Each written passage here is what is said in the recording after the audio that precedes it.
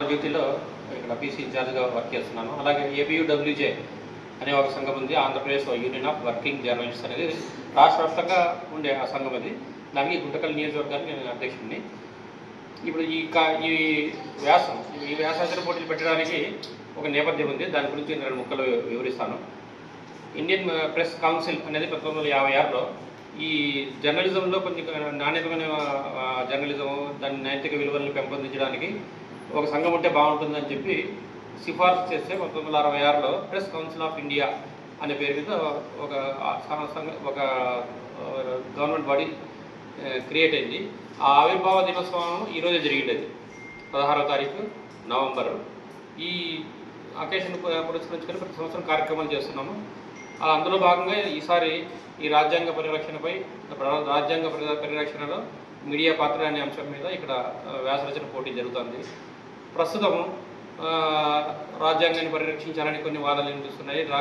రాజ్యాంగాన్ని మార్చాలని కొన్ని పత్రికల్లో మనం వార్తలు చదువుతుంటాము. ఇటువంటి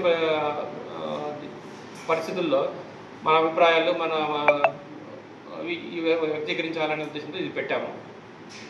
మీడియా పరిరక్షణలో నిజంగా ఏది రాజ్యాంగ పరిరక్షణలో ముఖ్యమైన భూమిక పోషిస్తుండేది ప్రెస్సే.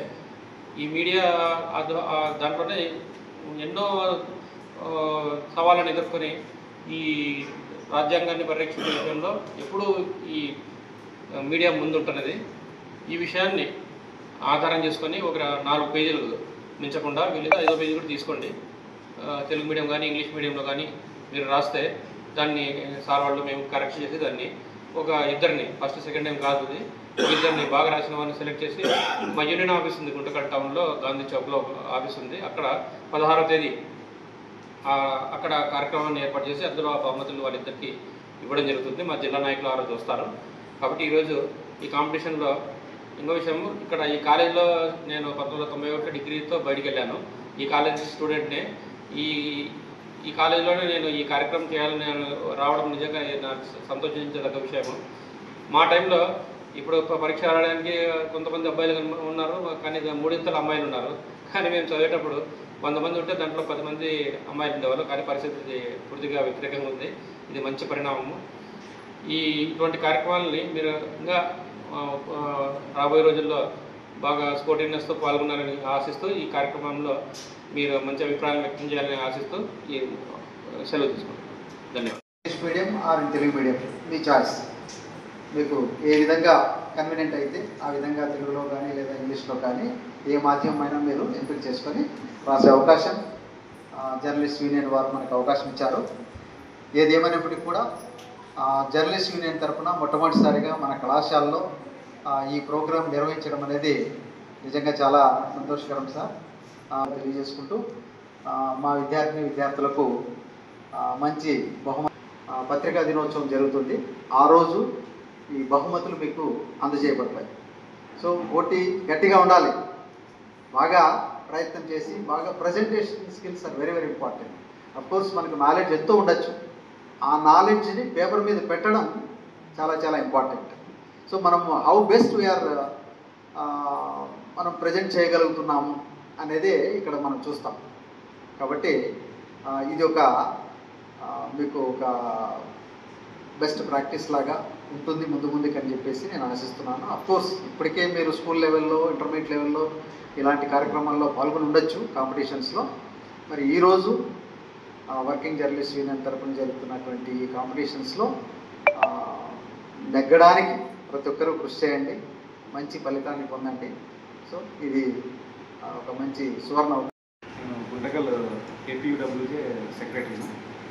ఈరోజు ఏపీయూడబ్ల్యూజే ఆధ్వర్యంలో జరగడం ఇది చాలా సంతోషకరంగా ఉంది. జాతీయ పత్రికా దినోత్సవం సందర్భంగా ఈ కార్యక్రమాన్ని ఏర్పాటు చేయడం జరిగింది. ఈ కార్యక్రమంలో విద్యార్థులందరూ ప్రతి ఒక్కరు చాలా పత్రికా స్వేచ్ఛ ఎలా అనేది దానిపైన కొన్ని రాసి మీరు బహుమతులు గెలుచుకోవాలని కోరుతున్నాను. రాజ్యాంగ పరిరక్షణలో మీడియా పాత్ర. రాజ్యాంగాన్ని మనది అతిపెద్ద రాజ్యాంగ దేశం అని మీ అందరికీ తెలుసు. అతిపెద్ద ప్రజాస్వామ్య దేశం అని మనందరికీ తెలిసినటువంటి విషయం. సో ఇటువంటి పెద్ద దేశంలో రాజ్యాంగం ఏ విధంగా పరిరక్షించబడుతుంది, అందులో మీడియా పాత్ర ఏ విధమైనటువంటిది అనేది మీ అందరూ కూడా ప్రిపేర్ అయి ఉంటారు నాకు తెలిసి. మేడం గారు ఆల్రెడీ మీకు తగిన సూచనలు అన్నీ చేశారు కాబట్టి ఈ అంశానికి సంబంధించినటువంటి చేసిన ఇతర జర్నలిస్టులు, ముఖ్యంగా విద్యార్థులకు ఆశీస్సులు తెలియజేస్తూ మాట్లాడేళ్ళకి అందరికీ కూడా మన జర్నలిస్ట్ మిత్రులకు కృతజ్ఞతలు, మనస్ఫూర్తికంగా కృతజ్ఞతలు. ఇటువంటి కార్యక్రమం మా పిల్లలతో మేడం రండి. మేడం మీరు రండి.